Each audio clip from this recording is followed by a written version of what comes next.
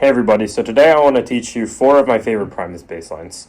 These basslines are pretty difficult, mainly because Les Claypool is known for his technical abilities, but with enough practice you should be able to get these down pretty well. Anyway, let's begin. So first up is one of my favorite songs, and it's called John the Fisherman. Here's the bassline.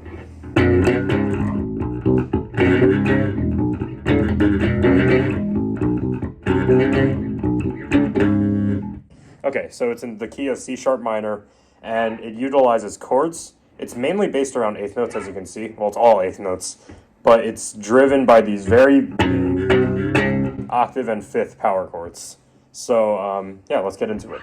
So we're gonna start on the 4th of the A string, the 6th of the G and D string. Sorry, I said those out of order, but you know what I mean. So we're gonna have 4, 6, 6. Therefore forming a C sharp, G sharp, and an octave higher and a high C sharp. Make sure to avoid the E string because it will throw off the tonality. And I like to play this 4th here with just my 5th finger, or my pinky, if you will. But you can do however you want. You can do it like this, which is with your ring and pinky. I accidentally hit the E string, sorry. But I prefer to do it with one finger, just do it how you wish. So we start off like this. So then strum the A, G, and the D and G string. So we begin with that power chord. Remember, it's part of an 8th note sequence. Then quickly get up to the 2nd, 4, 4. It will always be in this pattern until we do this plucking thing, but that's for later. So we have then up here. Remember, we're doing that type, not...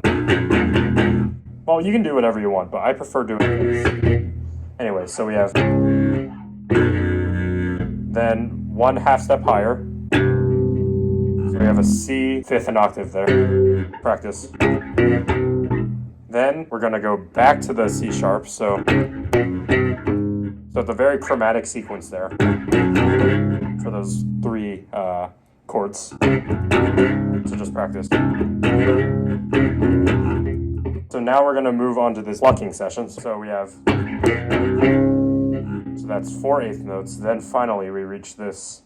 So go to the 4th of the E string. So that would be G sharp. Then normal A string, then A string. 2nd of A string, 3rd of A string, so there we go, there's some practice for you. So we have, so far we have, so right now that's our first, then hit A, that's your 9th note. Then you're gonna repeat the, so we have, plucking sequence repeats itself, so remember 4th, 2nd, 3rd, because the final 8th note in that measure is a D octave, which is 5th, 7th, 7th. So, and then so really slowly it's.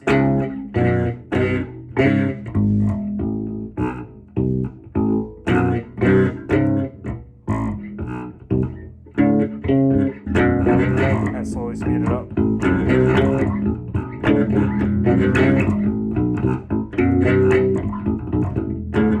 And by the way, you can just slide, or you can go, doesn't matter. Although I prefer slide. Okay, anyway, so that was John the Fisherman. Next up is one of my favorite songs ever, Pudding Time. And it has this very intense bass line. Bass line goes a little bit like this.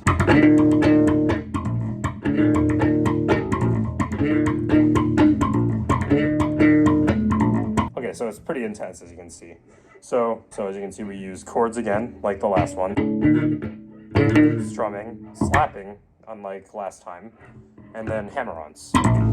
So let's begin. So first off, we have the 7 and then 7. So it's A, it's on the last 2 strings. So we have slap, slap. Remember, they're dead notes, so I recommend palm muting them. Then another 2 slaps.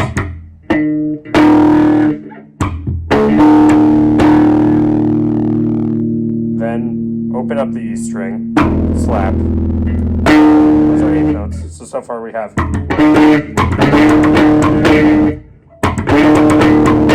Then this final part of the main riff goes. Well, okay, here's the full riff. So we have. So on the after that, those 4/16 notes go slap, slap the string. Then we have the 6th, so B flat, slap, hammer on 6, hammer on 5, slap, and then dead note again, which is for the repeat. So finally, our pattern goes like this.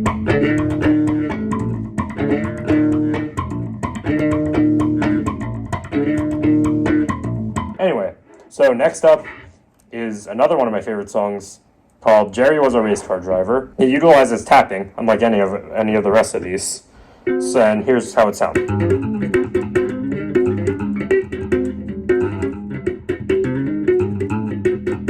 So this is an atonal riff, unlike any of the rest of them. Another disclaimer I'd like to mention, Les Claypool doesn't use a normal bass for this one. He uses a 6-string fretless bass. However, it does work on a normal bass like this. Even if you do not have 24 frets, I'll teach you how to get it down. If you don't have 24 frets, that's okay, because I'll teach you how to find a solution around that in a bit. But right now, let me just teach you how the normal riff is played. So immediately, we have 22 of the D string and then 23 of the G string, the 11th of the A string. So then the 10th. So that's our first beat. So because we move up 1 half step, so 23, 24. Then next we have the 12th, then the 12, 11, 10. So then we have tap, sorry. Go back to the 22 and 23. So and then I recommend doing this. Just give some rhythmic recognition right there. So far we have.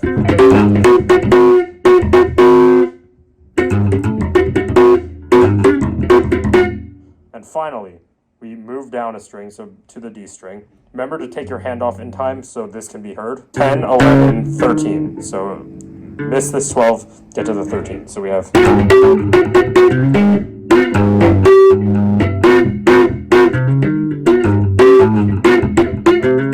That's really slow. So slowly speed it up.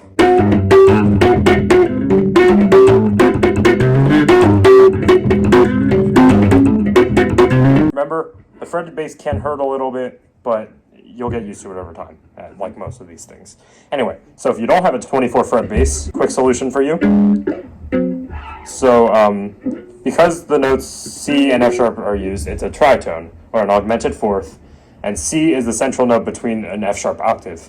So what you can do with this information, you can move the C down to the F sharp. You'll have the same interval, just on a different fret. And then you can just do this again. So here's how it's going to sound. There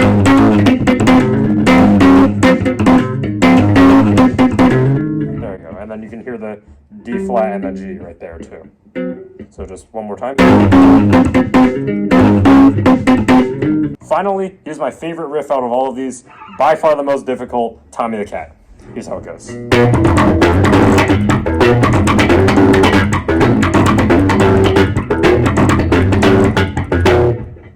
So as you can hear, this is probably the hardest one out of all of these. So let's just teach you how to play it. So we begin with this. So power chord, strum up.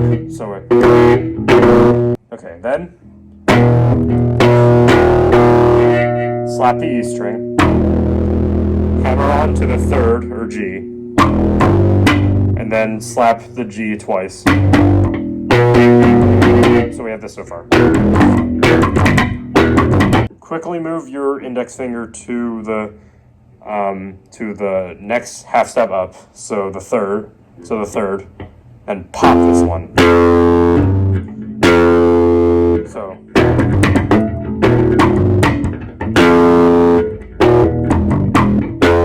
then hammer on.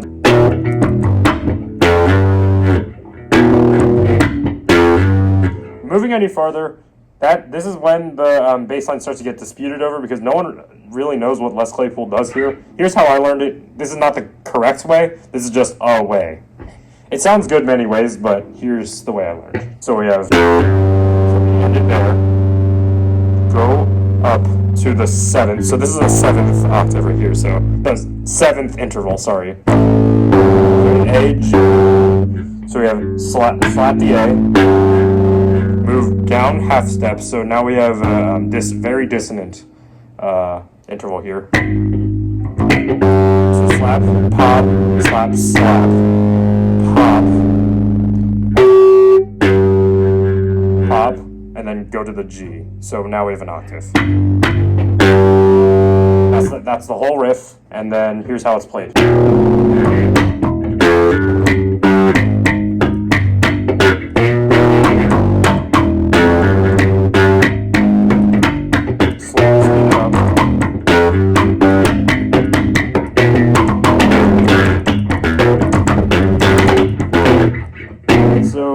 These are my 4 favorite Primus bass lines. If you like the tutorial, please like the video, share it with your friends, and subscribe. Thank you.